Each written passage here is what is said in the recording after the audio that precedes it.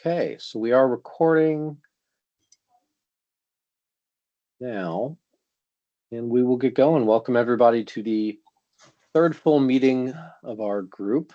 We have slated to discuss the murder qualifications, but I think we're going to start where we left off last week with what, for the purposes of our draft, I'm calling attorney level 3 qualifications. So for not measure 11 cases KO, ORS 137-700 cases other than murders, and then felony sex offenses and firearm minimum cases were the other ones that we decided should fit in that list. So I will put up the draft.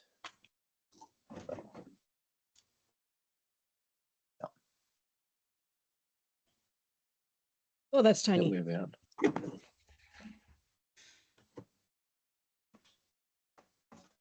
But at least we can see it. All right, is that better? Yep. Deal. Okay. So, let's start, I guess let's start at the top. Is there anything anybody thinks we need to change, add, or subtract from what the third level qualification will be handling? This is likely the biggest change that we're going to make, or at least that we've recommended so far to the qualification standards from what used to be major felonies. So.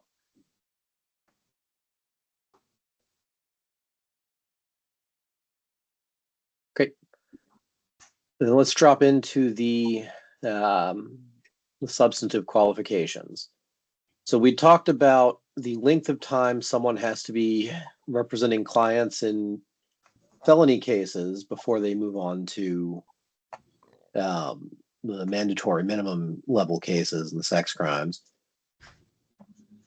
We talked about 24 months and 36 months as the split between half-time and full-time. We talked about dividing that further out into various levels of less than full-time. Anybody have continuing thoughts or want to discuss this anymore?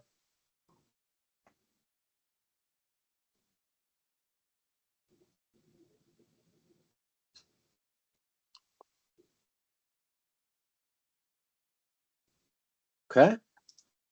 Sorry, So real then- quick, Jordan. Yeah. The equivalent experienced portion of the qualifications will still exist, yes? Yes. Okay.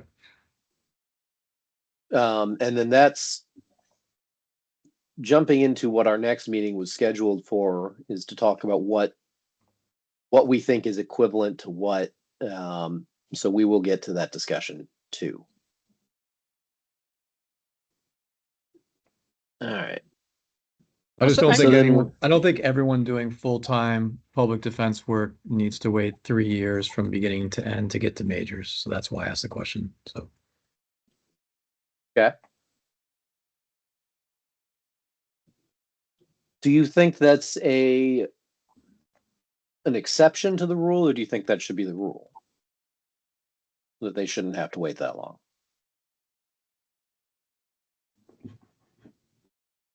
Oh no. I can see a circumstance where, like, if someone has come from a DA's office and done a fair amount of trial work as a prosecutor and is then coming over and doing full-time public defense work, that within a year or so they've got the chops to be able to do this. You know, when they're not new in the system, they're just new in this role in the system. I can see that being an exception, or similarly, if they've had, you know, clerkship or court experience and they've just been watching and seeing all this stuff, and they kind of know how things go. Well, it's 2 years of felony experience. So if you're coming into, you know, for example, you come into a PD's office, you get trained up, you do a year of misdemeanors, you have to do a year of misdemeanors to get to felonies. And then if the expectation is you have to do 2 more years of felonies before you can handle a major felony, that could be a problem. You know, where we tend to see people leave is when they're in the, you know, what we used to call the minor felony rotation, because it's a lot of hand-holding people on repo cases who are going to prison. And if people could move to majors or have some major cases quicker, it might actually help with retention. So I'm a little nervous about someone doing a year, you know, someone who's dedicated to this profession, Mhm. doing a year in misdemeanors, and then having to do 2 years of felonies before they're ever getting near a major felony. You know, it's not about me, and I understand it's a different time, blah, blah, but I was on a murder case my first year as a PD. I was a co-counsel, handled a murder case my second year as well. And I think, I mean, that was a really well-trained office and we had low caseloads, but I'm a little nervous about 2 years of minors. That's bottom line. A little nervous about that and that what the impact it could have. But if we have the equivalent experience, then I'm presuming that a lot of people at our office will be seeking to get major qualified in the start of their year 3, because 1 year misdemeanors and 1 year minors of someone who's doing 100% public defense is probably sufficient for many people. Not all, but many.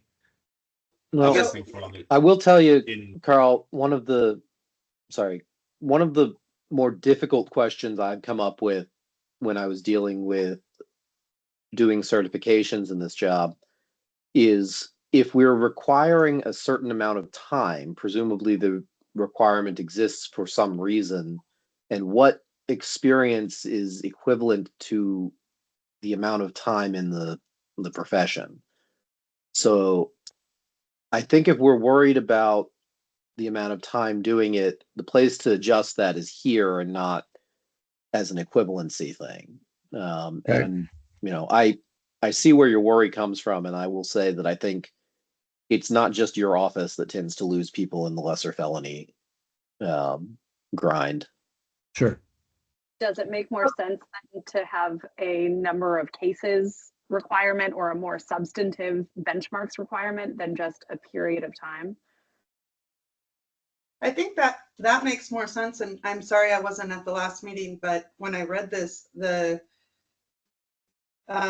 it says if their practice is at least half time, and at least my experience and observation is when you are doing something other than public defense, the ching-ching of the cash register tends to cause one to spend a lot more time on the retained matters and a lot less time on the public defense matters.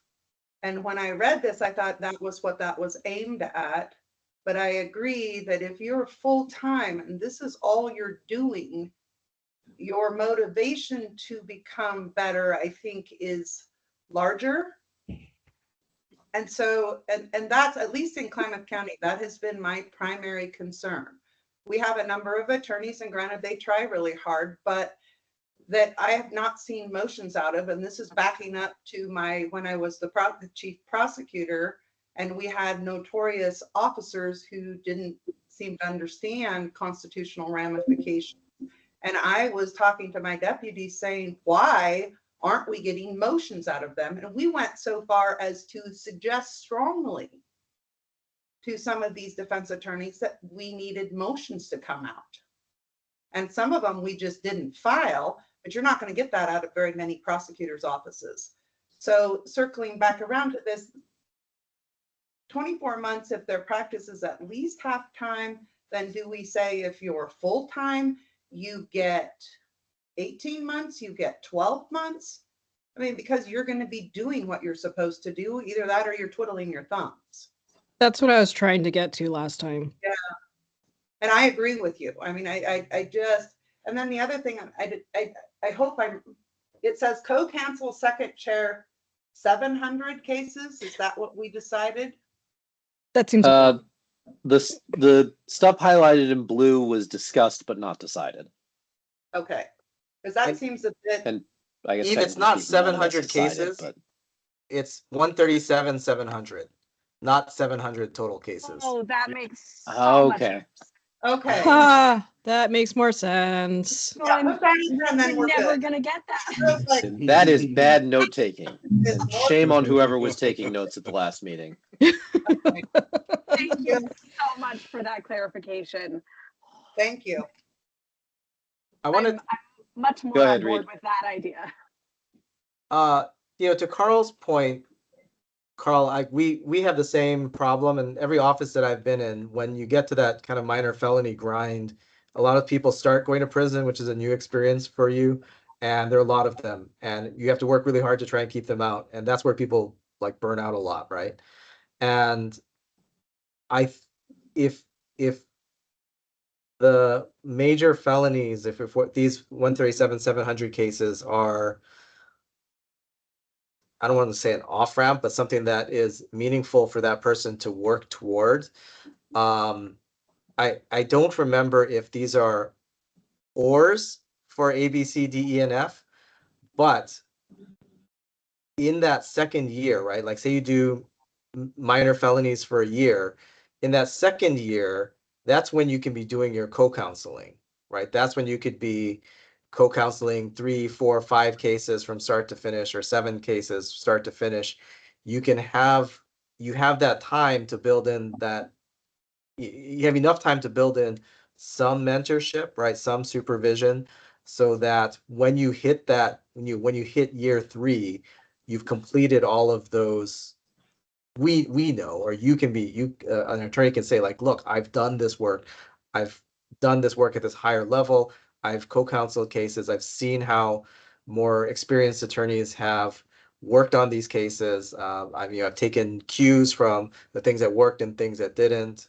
I've been in the room with and negotiated cases. I may be like more lead-ish than co-counsel, right? On a supervision level, like we can accept more responsibility along the way.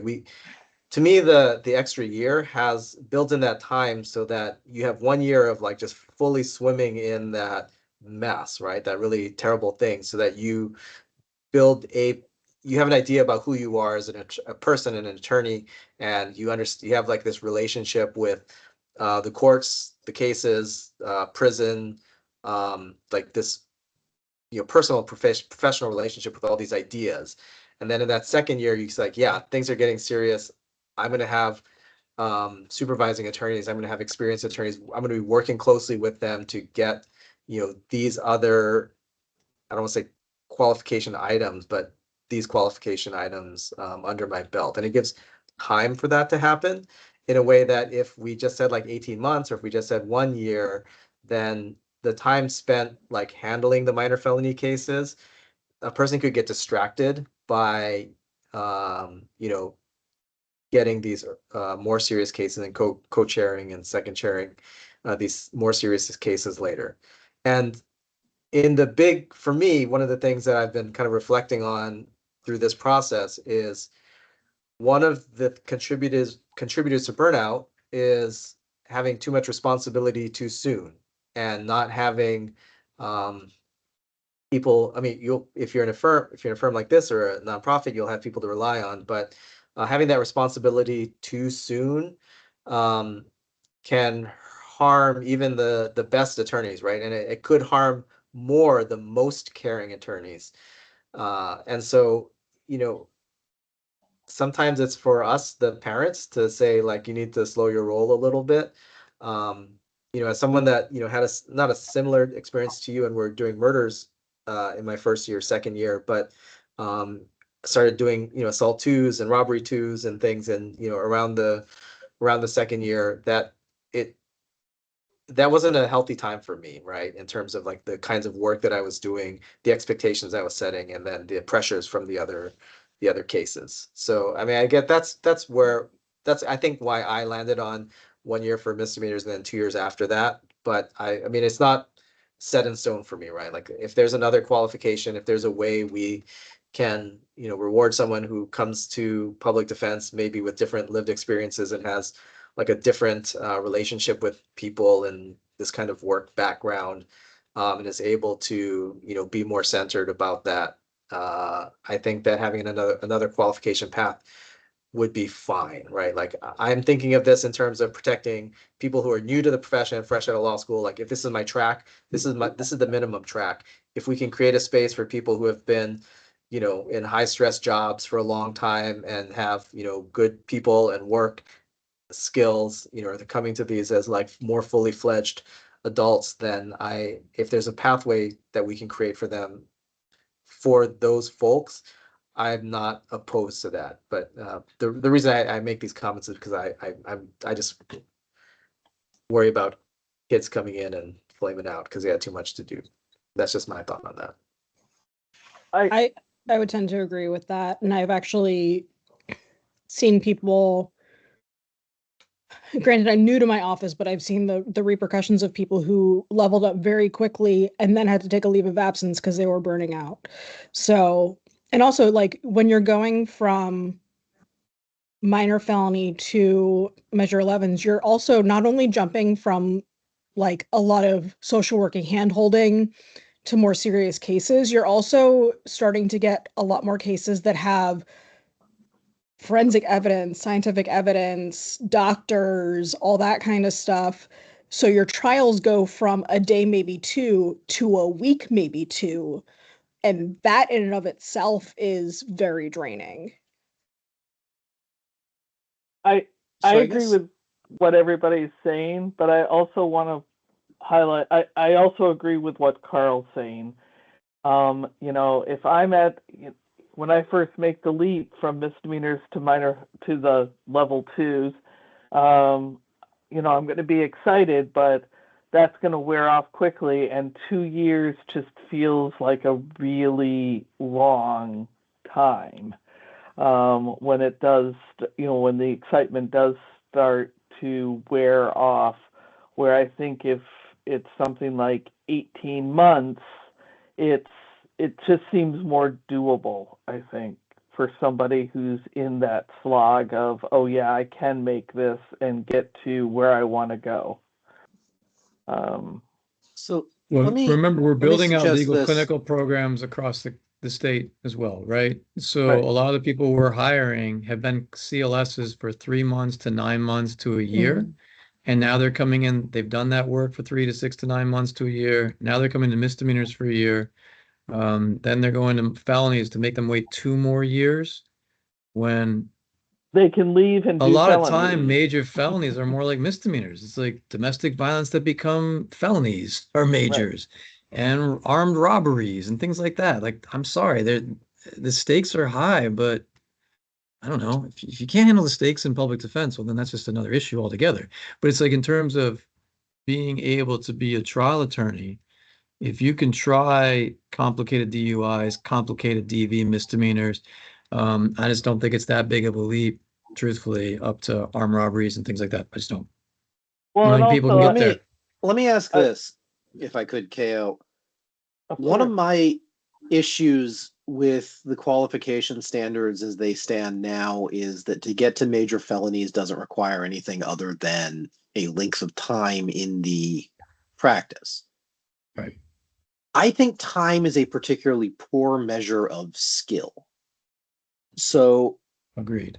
what if we set the time to something, you know, lower than we have now and fairly reasonable, and then set the skill requirements to where, you know, we would be comfortable that someone who can demonstrate those skills, whether they've done it for a year or 3 years or 18 months or whatever, we're comfortable with that person taking this level of cases.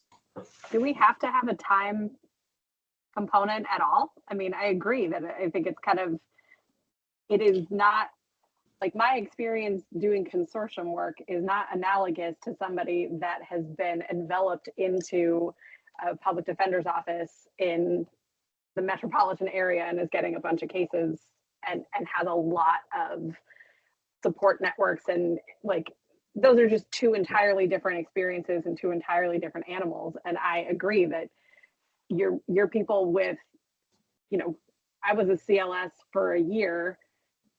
I came out with jury trials under my belt and went straight in. Sure, that puts me in a whole different category than somebody that starts fresh out and has no idea what they're doing.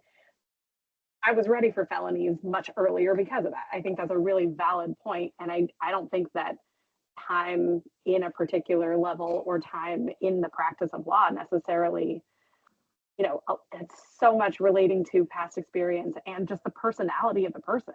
There are some go-getter people that want to march up and do major stuff and are really aggressive about moving forward, and there are some that are really insecure and want to just stay at misdemeanors where they feel comfortable and gently move up at a much slower pace. And so I don't know that time in a particular level really tells us much of anything.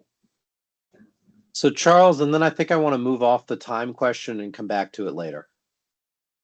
So for me, the thing that the time is doing is protecting us against throwing cases at folks who we don't have good community visibility on, who we don't have good, who we as a community don't have a sense for, right? And that might be, somebody who is relatively new to the practice, relatively new to the region, who is a solo, who is just picking up some contract cases. And there's nothing wrong with that, right? We don't be discouraging that, but these standards have to exist in part so that the agency can protect the people who are being represented by those folks, and can do that without sending somebody to sit next to that person in every client meeting and every hearing. And so for me, when I think about these longer time horizons for the more serious case types, that's what I'm thinking of. So maybe for full-time folks, maybe we don't need to have any kind of time requirement, because really what we need is just the sort of passport check boxes on the skill chart. And maybe for the folks who are doing a little bit of defense work over the years, maybe we do care a little bit more that you're going to do it consistently for several years while you are building those skills out. But we can move on from that. Thanks, Charles. So let's talk about skills that people need and how we can kind of gauge those skills. We talked about mimicking what we'd had at the level prior. So you've represented at least the number of cases in the RAND study that we'd want in a year, which is where 45 comes from. Whatever we do with the time, I think, asking for 45 lesser felonies is not or felony cases prior to moving up to Measure 11s is not a big ask. And, does anybody think it needs to be higher or lower, or where we get? Are all of these things are they all part of it? These are all going to be ands, is that right? So the whole list is going to be what's needed to get to Measure 11, is that correct? I think that's what we discussed last time, but I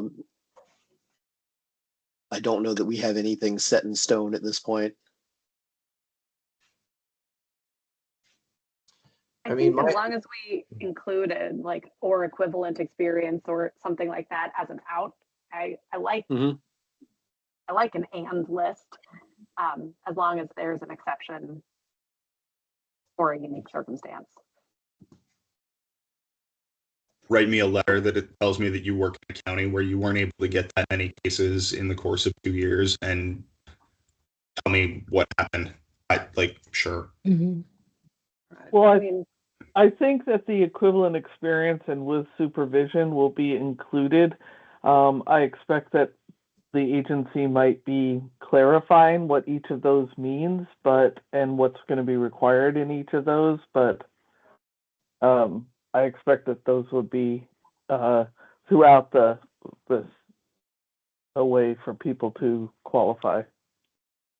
In some way, shape, or form, those will be there. Yes.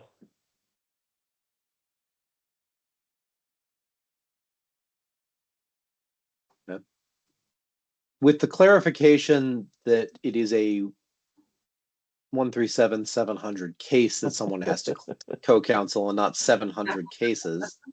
Sorry. That just jumped out. I was like, wow. No, you're right. It's like, how many Uh-huh. how long is this gonna take? How many of those cases do we want to see someone either co-counsel or second chair, however we work that language, before they're ready to take them as lead counsel? I like 3. I think 3 is good. I think 3, and selfishly, I would like to say, and those are 3 different lead attorneys that you've co-counseled with, but that may Yeah. be a little too into the weeds to. Yeah, and you know, out in Eastern Oregon, that's just That's not gonna be happen. possible. Good point. I was thinking of Curry County, where I think there are 3 attorneys, grand total. Okay, fair enough. We're representing the whole diverse group. Thank you. This may be more of a consortia question, but when you're sitting co-counsel second chair, are you able to get credit when you're sitting up on these higher cases? Is that something that OPDC You is mean considered? like waiting toward your contract? Exactly. Yes. Okay. Okay, good. I think that would have to be necessary, or I would have some thoughts. Yes. I know certain attorneys have had that issue, at least in Clackamas County, is getting OPDC to approve credit for when they're trying to work in higher level cases. So I just want to make sure we're addressing that. I haven't had a problem getting. Well, Let's talk about that separately, because I think that might be a different Yeah. issue from what the standards are, but I do want to know more about that, Sean. We've So had that just- issue too, so I think that would be a valuable conversation. At the last meeting, All Carl right. had said 1, and then I came in with 3 to 5. And I'm starting to adjust downward on this, because the expectation that we're setting is that this be beginning to end, right? Like, you get assigned or appointed at the same time, you go to meet the client for the first time, and like they're telling you what you're doing. You're a participant, and you're going through this all together. If that case, you might have to do that like 3 or 4 times. I guess if it goes to if like 3 of them, if you just do it once and it resolves in 60 days, then I guess I'd kind of want to get one to a trial. I don't know. Okay, I'm backing off on that. I know it's a lot of work, and it's a lot of work both for the supervisor and for the person who is getting the qualification, if both of them are doing it right. And our expectation, our hope is to have achievable standards so that we can not just like someone just like jump on a trial and like sit as a potted plant for like a Rob 2 or something. The idea is that we do this right, and that both of them are investing time and like experience point, I guess, gaining experience points by going through this together. So that in a sense, I've been thinking about that in terms of adjusting downward towards like Carl's 1. So I guess I'm still between 1 and 3 for the full co-chair experience. So I just wanted And to can I add ask that in just there. as a side, I would assume that we would have at least some kind of little guide for those of us who are going to, have people as co-counsel, because I know there's some that they co-counsel and they just become a potted plant. Whereas I'm a rather demanding human, so I make sure they do stuff, but I don't know if I'm going over the line sometimes too. So and that's, I know, a segue and off something we do handle sometime else, but I just think that would be helpful for lead counsel to have some indication of what OPDC expects out of us. I agree that would be helpful. I would not make the assumption that we will have it concurrent with the launching of these new standards. Just for later projects, because you guys don't have enough. What else are you gonna do? Are we including in this list? Are we assuming that this at least one trial is one of those, whether it's 1 or 3 or 5 cases that we're co-counseling, or can that be just a separate co-counsel trial similar to co-counseling to become felony qualified in the beginning, that it's not necessarily one of these cases that you do start to finish has to be a case that goes to trial in order for it to count towards your qualifications? I feel like it should be. And I mean, I say that just because I've had the experience of having people work on being a first shift for people who have worked on cases of mine, both as a like, come on in, you know, in Act 3, right? As like kind of late in the game, fuck, this is going to trial, like I'm gonna need a little bit of support here, like versus somebody who's been on the ground since day one. And for the other person as a learning experience, the latter thing is much different and vastly superior. And if the purpose of the exercise is for them to get a sense for how they're going to do it when they're doing it on their own, I think there's a lot more value in going through the whole thing from the beginning to the end if that opportunity exists. Ideally, I agree with that, but there's no way to know at the beginning of a case. So my vote would be 3, that you have to work on 3 cases of co-counsel beginning to end, whatever that end is, and 1 trial, and it doesn't have to be one of the 3. Because, you know, we all know this, you could prepare a 700 case with somebody else and get it up to the day of trial and have it be dismissed, or, you know, on the eve of trial, the day of trial. Well, you've done all the prep, you've talked to experts, you've done everything you need to do, you just didn't get to experience the trial. Well, Yeah. that's damn near as good as doing the trial itself, particularly since you have all these other requirements to have done misdemeanor trials and other felony trials. So if you can't get one of your 3 to trial and you just jump on a Measure 11 because you need that experience, I'm personally okay with it, and that's why. Some of them you I perform well agree. and you get a screaming deal. Yeah.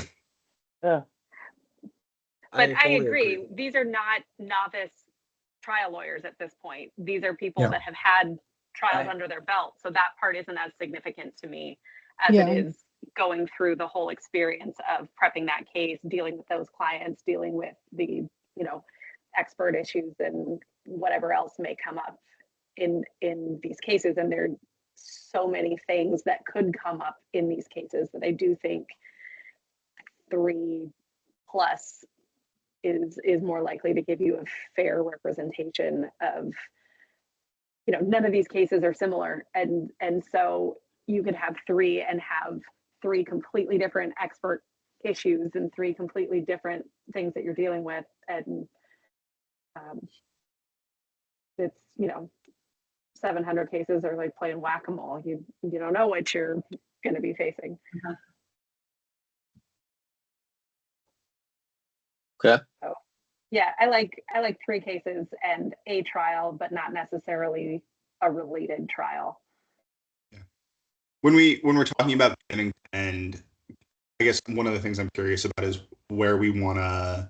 Obviously, we want to encourage people to be bringing folks in as early as possible, but I don't know that we can put it on the junior attorney necessarily to be responsible for getting in earlier than they can control. I'm just curious kind of how we want to think about that. In the best of all possible worlds, a young attorney is being supervised by someone. That supervisor is helping them determine whether or not they're ready to move on to the next qualification standard based on how they're doing. And in the best of all possible worlds, there's someone that is saying, okay, you've been doing this for this amount of time, like you've met or are close to meeting the OPDC requirements. Let's talk about how we're gonna like get you this next qualification standards. You know, how about we plan on assigning you to 1 or 2, a second chair, 1 or 2 Measure 11s when they, or excuse me, 137-700 cases when they come in the door, right? And we'll identify the attorney whom you're going to be working with, and then we'll so that you'll know when that case is assigned or when that comes in, that you'll be doing that with them, right? Or if we're doing arraignment days, we're going to set you up with someone who is doing arraignment days, who is 137-700 qualified, and like if something comes in, the two of you together can will work on those cases. I mean, to me, that is, I know we don't want to put that on the lower qualification attorney.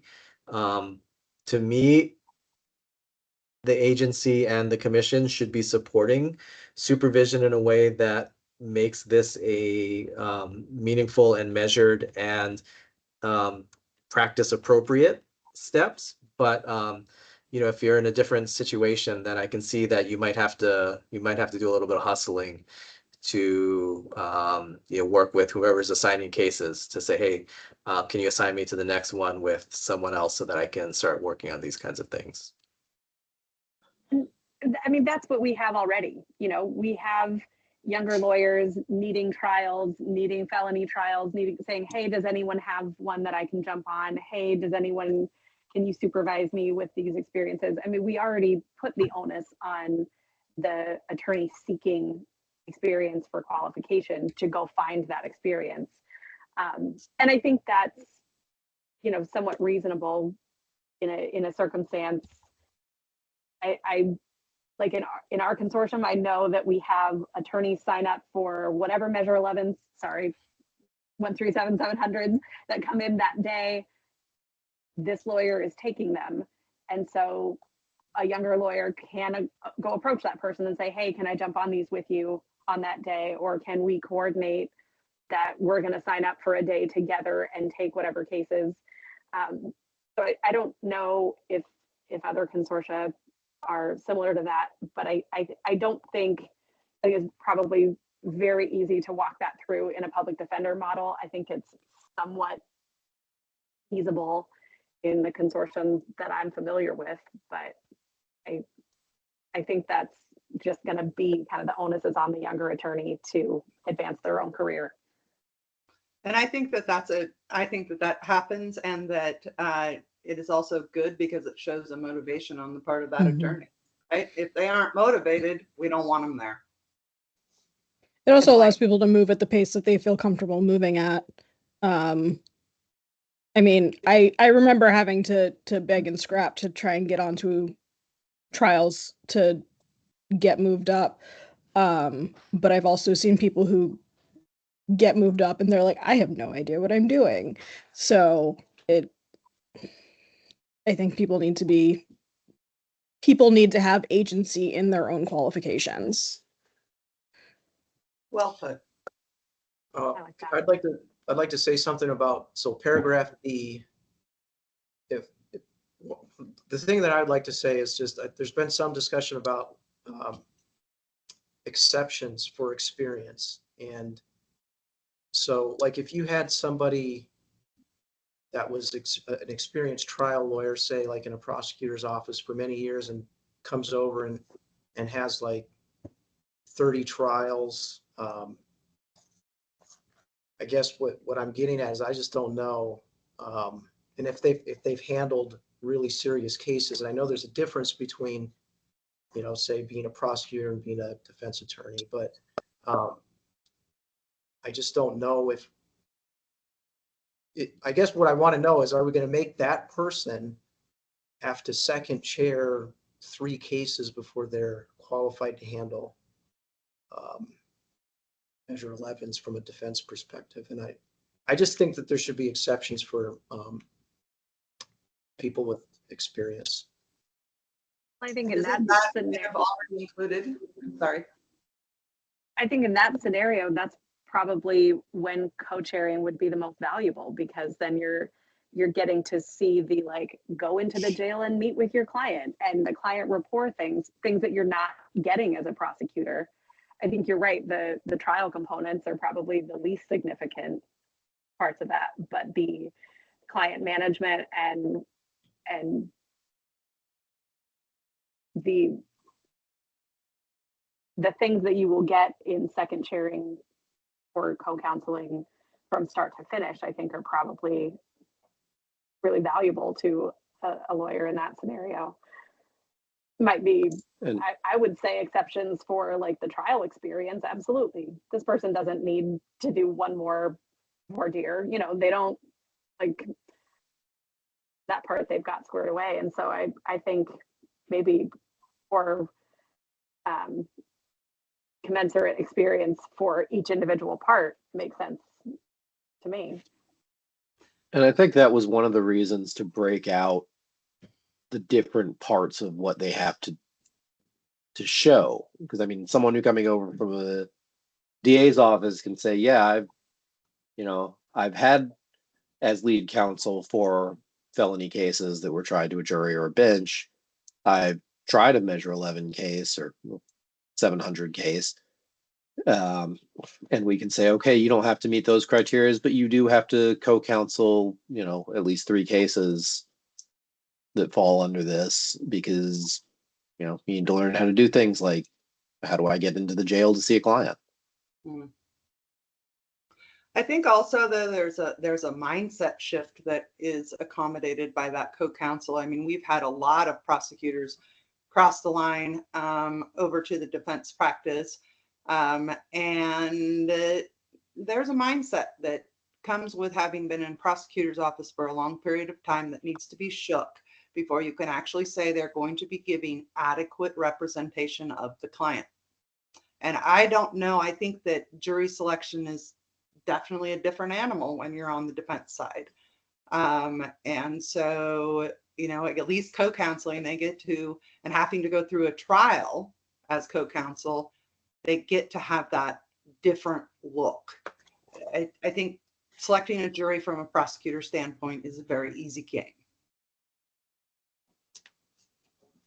That's a fair point. So with just regards to what we'd want to see someone who's come up in the defense world show as far as skills, the co-counsel piece, and at least 4 felony cases tried some way, shape, or form. Everybody okay with that? Yeah. And I don't mean to discount the equivalent experience discussion. It's just something we have another meeting to talk about. Okay.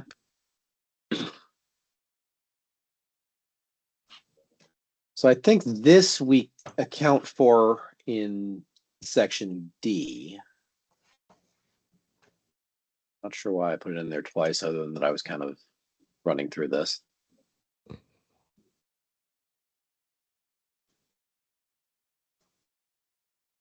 Yeah. Yeah. So. And Yeah. well, it seems like the new F is also part of that you try the case to the jury. Yeah.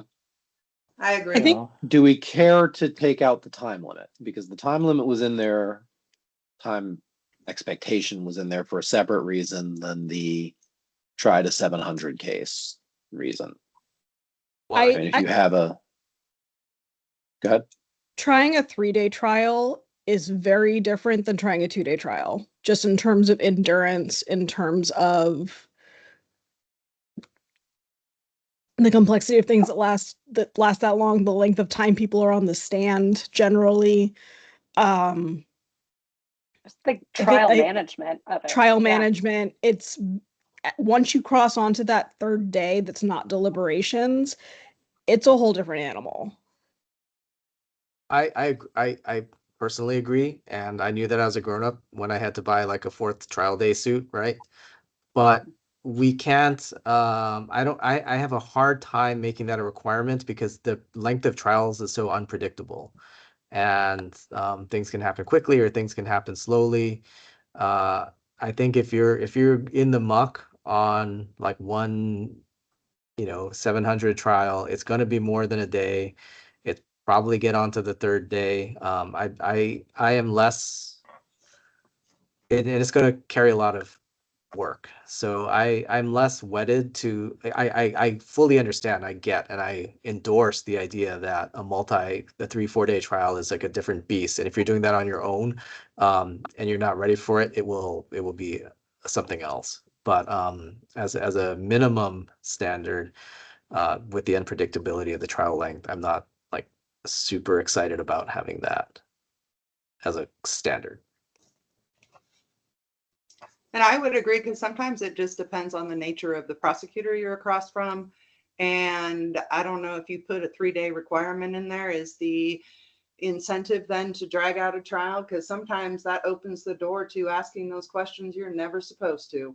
Yeah, And that's then true. it's a That's- jurisdictional thing too, right? Like I've been in other counties where they start like at 8:30 and you're just like going all day. And Yeah. you know, at the end of Here's 2 the- days, and then in this county we start late. It takes like a year and a half to get a jury through security, right? So like it's a lot of wasted time. So Or you're in Marion County and they don't know how to pare down the prosecutor doesn't know how to pare down their witness list, and they call every single person who like spent 2 seconds on scene. Right. All right, Very so easy to get a So 3-day hard right trial now, in Marion Frankie. County. anybody have real strong feelings about keeping this? I do think that there's value in requiring maybe a multi-day trial, because that the trial management component of multiple days of trial versus 1 day of trial it's just so vastly different. But I agree that it's hard to really gauge that. I don't know. I think it's Let me- valuable, but it's hard to Call it a legislate. 16-hour trial? Call it a trial that's more than 8 hours? I mean, because I didn't know, we started 8:30, so. And our courts will push us past 5 o'clock.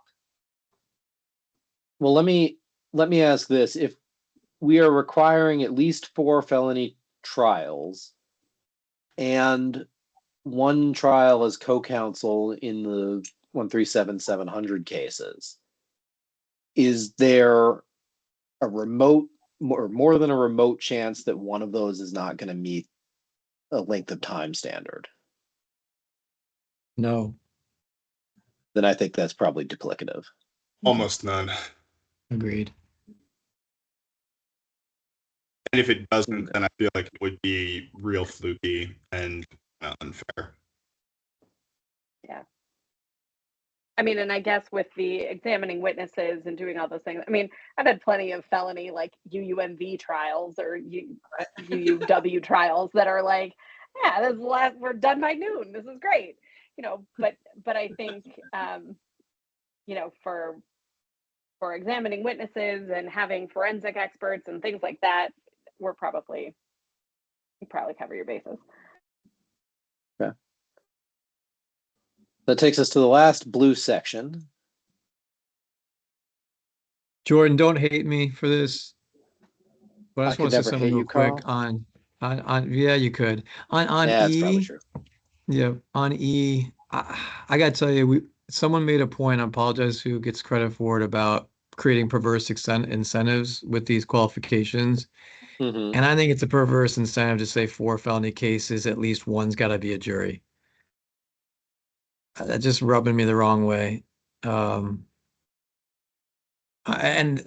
philosophically, I'm a philosophically opposed to bench trials, so it's the rarest of the rare to ever go in front of just a judge. So maybe that's part of it. But a lot of people go to bench trials because they're really pleading their client out. Sorry, but it happens. And so to say 4 felony trials and only one has to be a jury I think it's creating a perverse incentive. Oh, you're saying You think only it's one creating- jury is too little. Yeah, one's too Oh, little. okay.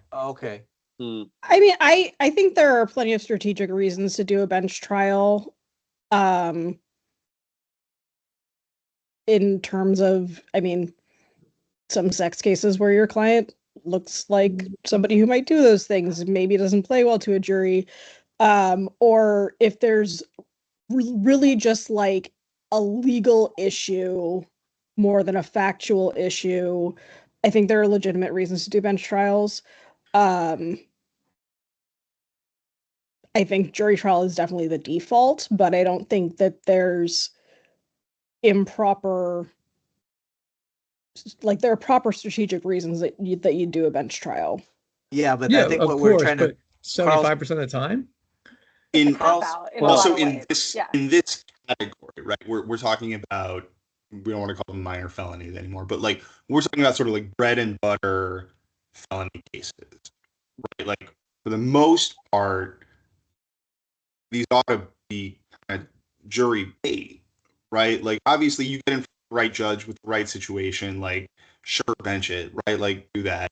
What's best for your client, but a lot of these should be pretty good jury cases, right? They're going to be he said, she said. They're going to be swearing contests, right? Rita, see, it looks like you got hand up. Yeah, no, I was gonna say that we've all run into people for whom, yes, there are strategic reasons to have a bench trial, but for some attorneys, they can make strategic cases for a bench trial, right? And they're making strategic cases to their client for a bench trial, and it becomes,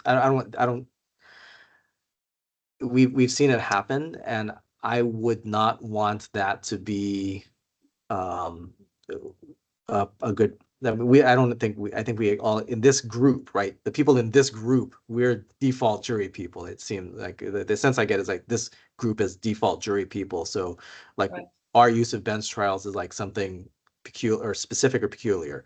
But I do. Okay, so I understand now because I misunderstood what Carl said in terms of perverse incentive. Um, I would tend to agree. I need to leave a little bit early, and I want to read the qualifications for I don't think this is murder. This is for Superior Court. So I sent the Massachusetts handbook around, right? It says meet the minimum, have tried at least 6 district or Superior Court criminal jury trials to verdict in the last 12 years as lead defense counsel, right? I can't tell what the Superior Court cases standard is, but it says 6 criminal jury trials. So that's a thing. When they talk about murder, it's 10 jury trials. So like if you go to the page in that book where it says like what's your murder qualification, it says 5 years of criminal litigation experience, familiarity with all this stuff, 10 jury trials. So it's like they identify at least jury as a specific thing that is different from a bench trial. It requires a different amount of like thought and an expectation that you are doing jury trials, right? So, if we're talking about lead counsel, these are significant cases. We want people to have tried 4 felony cases. To me, it's 4 felony jury trials. And I get that when I started out, possession of methamphetamine was a felony jury trial, right? And that was a nothing burger. And I probably tried about 40 of them in 2 years. It's not like it's not great, right? That was not great, and that may not be a real measure, but you do learn things, right? You pick a 12-person jury and like you get through some things. Like juries to me are important, and to me it's an expectation that people work with juries. Well, E is skills Anybody? based. We have concerns about timing. E is a skills based provision. And do we really want someone to have picked 1 felony jury before they move up to majors? I don't think we do. That's fair. I think That's a we just perfect way to put it. Make it 4 felony jury trials and just say jury trials. Yeah. Because they will have been through all of that. I mean, they will have represented a lot of people before then. And I would think that that's tons of assault 4 felonies, right? And I certainly hope you don't do those to the court. At least not here. They're always worried Yeah. about election, even though it's 4 years out. No, I All right. So I agree, 4 and I felony think that's a cases to a standard jury. we're all used to. Everybody's been measuring things based on jury trials already, and I think the people in the system are familiar with that. Okay. I'm just gonna say that 4 feels high to me, but that's just my vibe. I want to say that now that I'm an old guy, time is like different, right? Like To me, like thinking about doing this like minor felonies for 2 years seems like a long time. But then like I got these new attorneys and they're like, oh, I'm ready to move up to measure 11s. I'm like, how long you been here? I've been here for like 4 years. I'm like, oh my gosh, I can't. Has it been 4 years? It feels like, Mhm. 30 seconds since when you were a baby attorney, right? So Yeah. it just, as an old person, it feels different. And so I apologize for that. Sorry. Sean, I think you might be the newest attorney here. What are your thoughts on that? I think definitely having at least half. I agree that the one does seem low for felony, especially with the 12-person difference between 6 and 12. I mean, at least Clackamas County, some of the judges will seat a whole 14 no matter what. I know we're maybe moving back to the prior qualifications, but when you're sitting sitting co-counsel and you're handling at least an important part of the other cases, like if you're handling voir dire, does that count? I mean, this is talking about being co-counsel or being lead counsel. So I think at least two. I see the point of wanting more, especially when you're talking about these.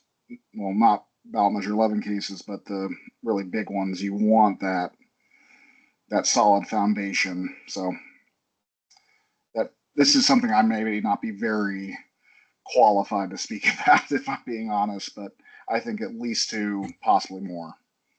Sure. When I asked you, I meant more along the lines of Reed's comment about time. Oh. Sorry. That could have been clearer. I don't know. I'm almost 35, so time is starting to warp for me as well. Hey, You're a baby, All a right. baby. I have to go to class. Today's our last clinic class, so I apologize for leaving early. I did put the kind of the Massachusetts murder qualifications in the chat. If you don't have access to the thing that I sent around, and it's just I was just thinking about all of this in the lens of 5 years and 10 trials. I mean, like, I don't know what to say about that, but I'd leave that to you. I can't decide. Like, I really can't decide how I feel about that. But I wanted to thank you all and I'll watch the rest of the video and comment and email. So thank you for all of you. Thanks, Reed. I appreciate everything that you all do. Bye, Reed. Bye, Reed. You. Enjoy class. All right. So at least 4, higher, lower, I'd be good with 3. or do we want to? I just 4 want does feel a little high. I think it's 4 if we're talking about to bench or jury, but I think if we're only talking about jury, I would say less than 4.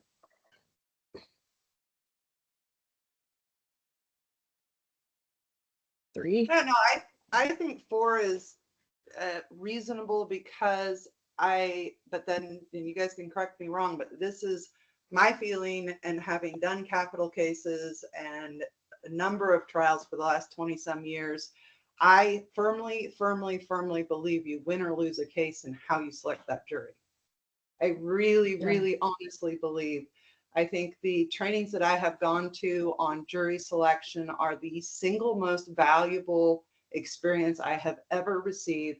It is highly uncomfortable when you are sitting there on a sex case to ask people about their prior sexual experience. So if you haven't done it on 4 minor felony cases, how are you going to make that leap? I mean, and so 4 may seem big, but it's really not. And it's certainly not big to your client. I'm not going to go to a doctor for a heart surgery that's only done 4 operations if I can avoid it. So, I mean, and looking at the stuff that Reed had shared with us, I mean, other states have much higher standards. And I think our defense bar is pretty darn good, but I don't think 4 is unreasonable at all. And I think that'll probably take care of any concerns we may have about the time requirements, time Mhm. at a certain level, Mhm. because Yeah, it'll that take you a too. while to get those trials. I like that. So let's do this. Let's leave it at 4 for now. I will pitch it out in an email to everybody for comments. That gives us some time to think it over and sit on it. And we'll see where we end up by our next meeting. So then the last 3 in blue has presented an expert witness in one of their trials in their career. That was something we discussed last time. I think that's probably reasonable, but if there's anybody who thinks it's needs to change. All right. So then the last 2 were things I wasn't entirely sure how to phrase. The professional network and the proficiency with aid and assist cases.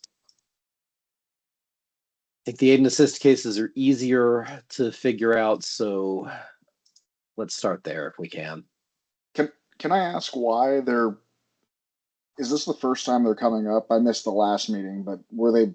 Because in my experience, it's at least where I am. Frequently the aid and assist clients, they're the low level repeat property offenders. So I'm just curious why it's coming up at this level. Yeah, I almost Sure. wonder if it should be down on level 2 to get to level 2, because you get a lot of mental health through misdemeanors. Yeah. But I also Mhm. don't. It may also depend on like how are we going to track this, because like in Clackamas County, I'm just using that because that's where I am. We have our aid and assist docket. We have our mental health court, and there's one attorney Who really handles all that. she handles all that, but Yeah. we have clients, we put them on there, we're still going to court, we're entering them into mental health court, we're entering them into aid and assist, still with them through that whole thing. So Mhm. how are we demonstrating that proficiency is my concern, my question, and then just the level. I think level 2 makes Yeah. sense too.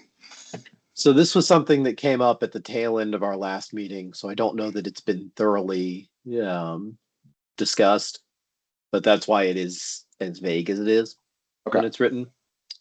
I think it also.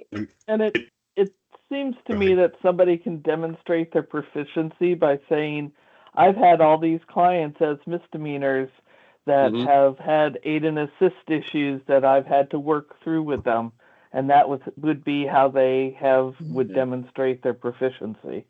Okay. I almost know. feel like this should be like a CLE requirement, because like the fitness to proceed process has changed so much that what I knew about aid and assist, and it was aid and assist when I was doing trial work, It's been this proceed now. is basically not relevant anymore because of the Mossman order and the state hospital capacity and all of these changes. And I mean, the statute is called something entirely different now. I know we have a rapid docket here. I have no idea how to take advantage of it, but I think that it's the educational component more than it is the experiential component. So I disagree. I think anybody can sit down and learn the law and Mossman and things like that. The difficulty in fitness to proceed cases, in some instances, is identifying that your client needs to be evaluated. And that's something that I drill into our misdemeanor attorneys is, when in doubt, evaluate. Have somebody else tell you that they're fine, but if they're not fine and you push them through, you're going to get it's going to get overturned on appeal. You're going to get PCR'd. So I think, how do you require that though? Because you should have so many clients that you have done evaluations for. Okay, well, but what if that was unnecessary evaluations they were doing just to check a box? Or you have, I 100% agree with you, because I myself have been in a position to almost plead someone out and then realize, oh, he's talking to people and this is not like no. And turns out we had a successful GEI in that case. And so, I fully understand you can walk yourself into some scary waters if you don't know what to look for. I just don't know how to make a policy about that. Well, I think we've got a couple of options. We can include the language has completed training if available, approved by OPDC on mental health and fitness to proceed cases. We can require some number of cases they've handled which included mental health issues in the case, some way, shape, or form, demonstrated by the use of evaluations, the consultation with psychiatric experts or something like that. Or we could kick this from the qualification standards into the performance standards and try to address it that way.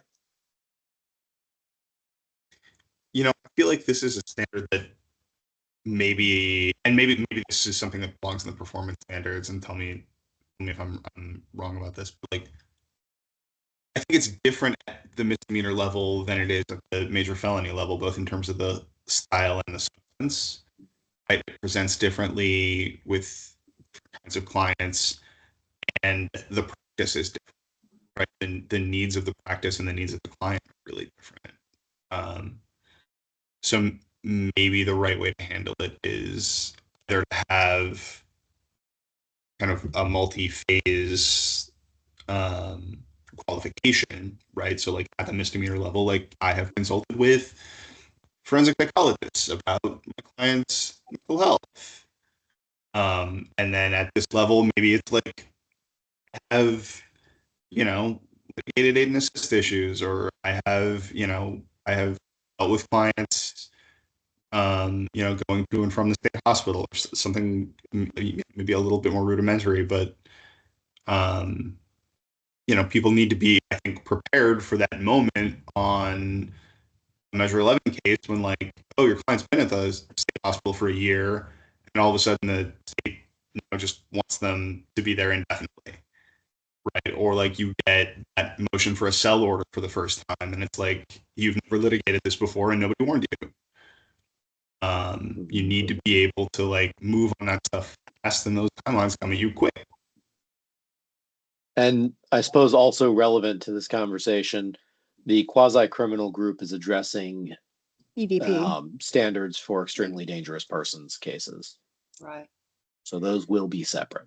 Well, and that's where you get that overlap, right? Because you have so the issue where fitness to proceed blows up, where I've seen fitness to proceed blow up when you get into mandatory minimum cases is that the state is more apt to think that, someone's malingering, or they're more apt to want to push the person through to fitness when the person, maybe doesn't want to take medications, and then there's a cell order or what have you. You get into these more, or they're more likely to get their own expert and fight the fitness to proceed finding to begin with, because they just, bad people hurt people, and we want these people to go to prison and not get off by going to GEI, which means that they're going to be at the state hospital for the rest of their lives anyway. So, and so that's, proficiency with aid and assist cases, like I referred my unfit clients to rapid docket on misdemeanors and minor felonies, I don't think cuts it for this level when you're more likely to be dealing with the litigation of the issue itself, the cell orders, the needing people being at the hospital for longer, right? When you get into mandatory minimum cases, specifically the 700 cases, people are up there. Well, now it's just a year, but previously it was significantly longer than that. And that in and of itself gets complicated. So don't you feel like the professional network of people is the more important component? Because like anytime, if I'm doing full-time trial work, maybe 3 times a year, I have a case where I actually have to navigate, like they've gone to the state hospital, they are being, it's not rehabilitated, but they are continuing to restored. Thank you. You know, and then I have to navigate that timeline, and I have to remind myself what those processes are. Even when I'm in the throes of trial work, that's not something that you have like readily available unless you're doing that particular docket with somewhat frequency. And so invariably it is me calling up my friend that handles mental health court and handles the community restoration docket and handles the rapid docket and saying, okay, what documents do I need to get? Where do I send the NRE? How does this go? What do I need? Because, you know, it may be something you've been exposed to, but it's not something that is like in your wheelhouse unless you are doing that on a specialized and frequent basis. So when you just said it is like, and having that network, I think that's important.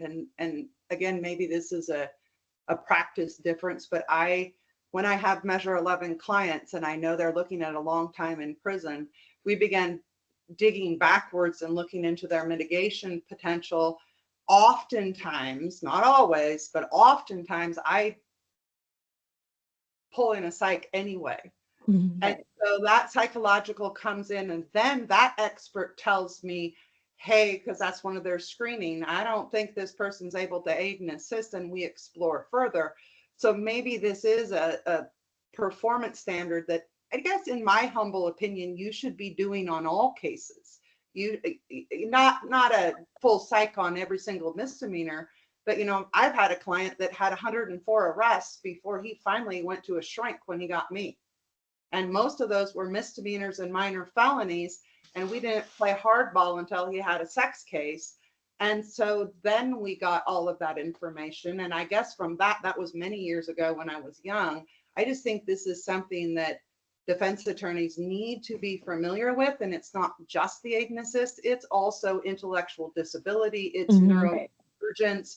You know, I have a client that it doesn't make any sense. And then I find out his IQ is 65. But he has camoed so well that he functions in a small community as if he didn't. So I think this cuts maybe a little wider than just saying fitness to proceed. This says you need a really good understanding of psychology, intellectual disability, neurodivergence. Where is the literature going? What are we finding out about why people repeatedly do criminal behavior or engage in criminal behavior? So I think that, in my opinion, this would swing broader, and but maybe it is just a performance standard, you know, for everyone. So I think I was the one who raised this at the end of the last meeting, and what I was trying to get to is more what Eve just said. I don't see it as just aid and assist. I see more, I was trying to think of a way real quick to put in a qualification saying that someone has to have a demonstrated experience with mental health issues and dealing with experts around psychologists and things of that nature. We already have the provision that you have to have presented an expert. So I would keep it in personally, but I would just change it to, because someone's going to be writing this out, right? It's going to be a question that you're going to have to explain. So I would leave it, because you're also trying to send the message these things are important, particularly to become now handling 700 cases. So I would change it to demonstrated proficiency with mitigation and use of experts, including psychologists, you know, in something in the realm of mental health. Does that make sense? Just add intellectual disability as well. Sure, yeah. Completely separate prong that we are still fighting to get considered under the GEI prong. And I've got experts that will do that in certain areas and have been successful at that. But, you know, it's not just a mental illness that can get you there. Or get rid of intent or knowing. I mean, the language in the statute is mental disease or defect. The statute recognizes the two prongs of either mental health or some sort of physiocognitive developmental or acquired injury. It does. It's just hard to get experts to run that direction with you sometimes, or the prosecutor's office. Yeah. Carl, this is a question for you. When you say use of experts, do you mean like at trial or like in the run up to it? It Like leads the- consultation. No, not necessarily Okay. a trial. No. Okay, Yep. that I was just like that. Yeah. Okay. Thank you. Yeah, of I course. really like, I mean, to the point, like, if you are running these kinds of cases, like, you should probably be thinking seriously about getting every single client at least one of these evaluations, right? Like, you're getting them an Right. ASM, you're getting them a mental health evaluation, or you have a reason why you're not. I'll say as a PCR case, every new PCR case, that's the first thing I look at is was there a psyche valve? Because Mhm. on big cases, there's almost never a reason not to.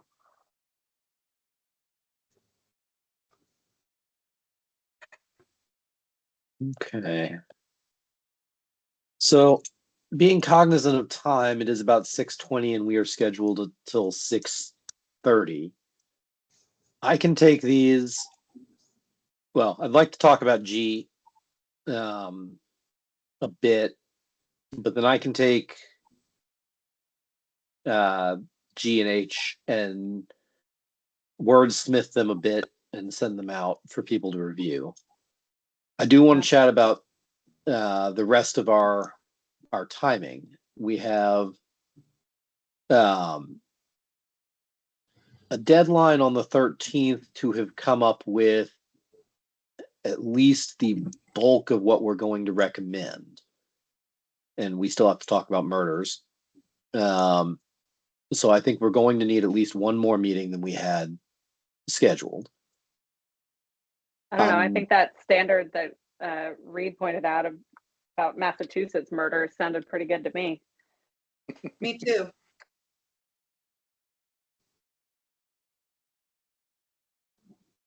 There you go. Maybe we just had our murder meeting. The other people are thinking though, I can tell. But yeah.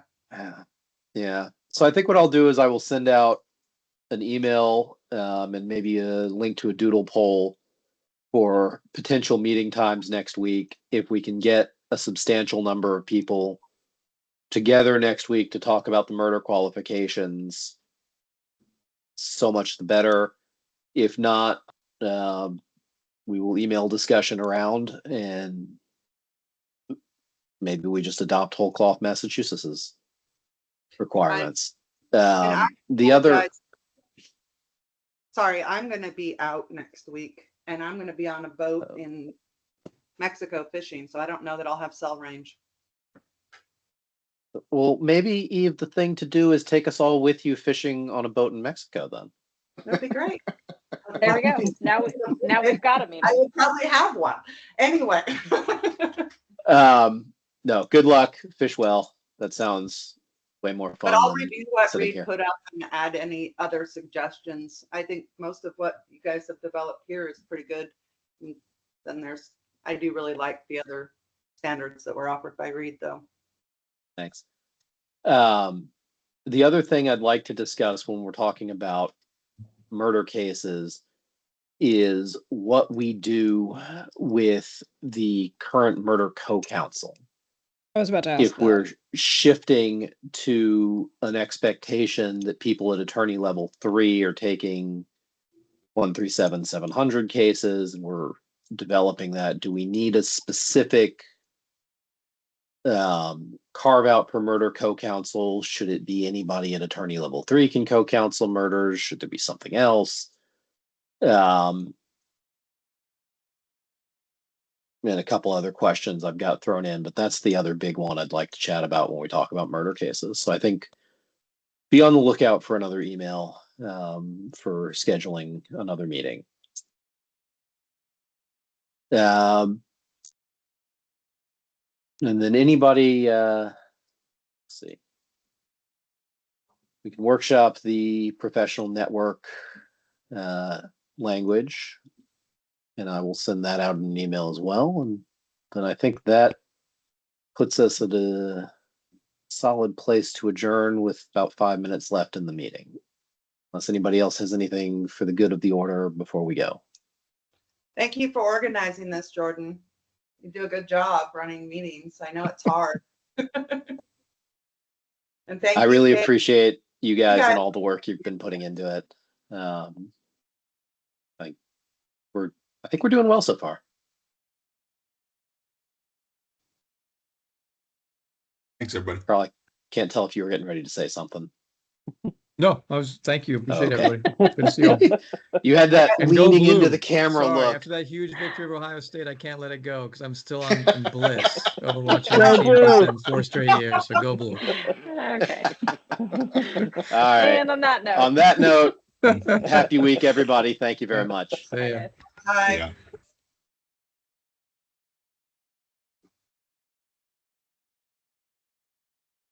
Record it off.